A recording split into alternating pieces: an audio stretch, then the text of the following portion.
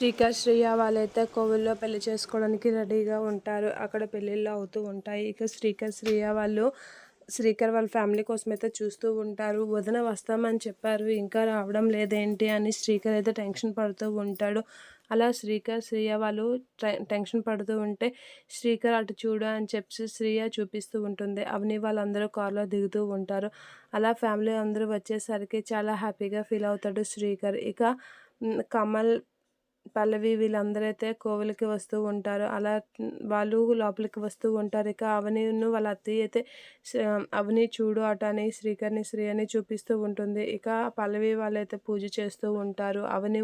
అవని అయితే ఒక సైడ్గా వెళ్ళి అందరికీ కనిపించేటట్లుగా నిల్చున్నారు ఏంటి అని అయితే అంటూ ఉంటుంది. ఇక శ్రీకర్తో వాళ్ళ వాళ్ళ వదిన ఇలా మాట్లాడుతూ ఉంటుంది. అందరికీ కనిపించినట్లుగా చూస్తే ఇప్పటికే మామయ్య మీ అన్నయ్య వాళ్ళతో గొడవగా ఉంది, ఇంకా ఇది పెద్దది అవుతుంది కదా అని అంటూ ఉంటుంది. ఎవరైనా చూస్తే ఏమనుకుంటారు అని అంటూ ఉంటుంది. ఇక అవని వాళ్ళ పాప అయితే మమ్మీ అనుకుని అవని కాసి వస్తూ ఉంటుంది. అవనిని వెతుక్కుంటూ వాళ్ళ పాపని వెతుక్కుంటూ అక్షయ్ అయితే వస్తూ ఉంటాడు. అవని ఏంటి అని ఒకసారిగా చూసి షాక్ అవుతూ ఉంటాడు. అది చూసి శ్రీకర్ వాళ్ళు కూడా షాక్ అవుతూ ఉంటారు.